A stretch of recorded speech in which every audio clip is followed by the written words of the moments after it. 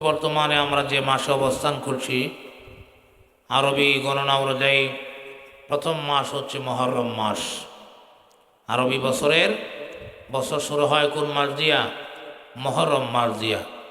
আর এই মুহররম মাসের মধ্যে মুহররম মাসের প্রথম 10 দিনকে এরকমভাবে গুরুত্ব সহকারে হাদিসের ভিতরে এই 10 দিনের গুরুত্ব আসছে। বিশেষ করে আশুরার 10 দিনের মধ্যে আশুরার দিন যে দিনটা, এই দিনটা খুব গুরুত্বপূর্ণ দিন।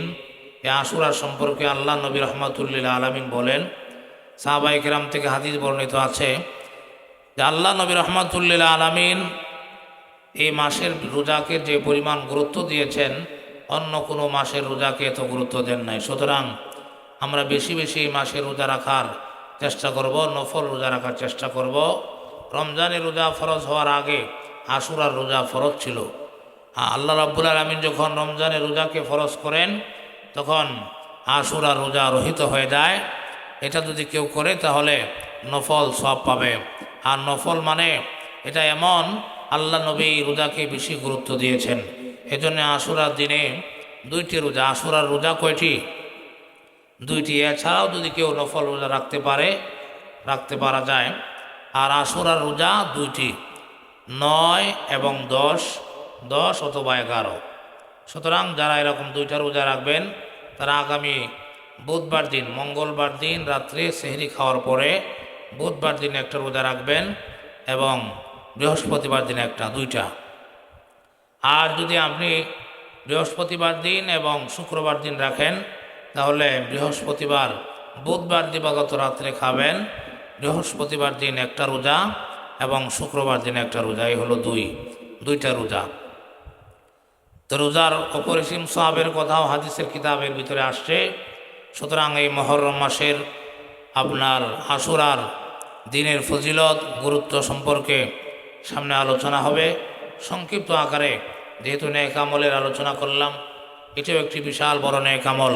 আমরা যারা পারি, যাদের সাধ্য কুলায়, যাদের শরীর স্বাস্থ্য ভালো আছে, আমরা আশুরার রোজা রাখব বা নফল রোজা রাখব।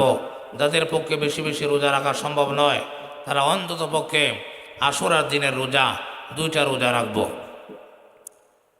2টা রোজা রাখব, বুধবার বৃহস্পতিবার অথবা বৃহস্পতিবার শুক্রবার। বুঝতে পারছেন? 2টা রোজা রাখতে হবে, একটা না 2টা।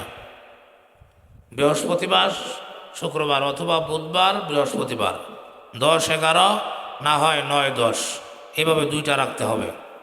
2টার কারণ হলো আল্লাহ নবী রহমাতুল্লিল আলামিন যখন মক্কা থেকে হিজরত করে মদিনায় চলে গেলেন, মদিনায় যায় দেখেন ইহুদিরা এই দিনে রোজা রাখে। ইহুদিরা তখন আল্লাহ নবী জিজ্ঞাসা করলেন, তোমরা কি করো? রোজা রাখো কেন? রোজা কেন রাখো? ইহুদিরা বলতেছে, এই দিনে আল্লাহ রাব্বুল আলামিন হযরতে মূসা আলাইহিস সালাতু ওয়াস সালামের এরকমভাবে জাতিকে ফেরাউনের কবল থেকে রক্ষা করেছিলেন। শুকরিয়াদান হিসাবে মূসা আলাইহিস সালাম এই দিন রোজা রাখেন। সেই সুবাদে আমরাও রোজা রাখি। আল্লাহ নবী বলেন, তোমরা যদি মূসা আলাইহিস সালামের অনুসরণে রোজা রাখো তাহলে তো নবী হিসাবে আমি আরও বেশি হকদার। সুতরাং আল্লাহ নবী রোজা রাখেন এবং সাহাবায়ে কেরামদেরকে বলে দিলেন, ইহুদিরা রাখে একটা, তোমরা তার বিরোধিতা করে রোজা রাখো 2টা। সুতরাং ইহুদিদের আমলের সাথে যেন আমাদের আমল মিলে না যায়, এজন্য যারা আশুরার রোজা রাখবেন তারা এরকমভাবে 2টা রাখবেন।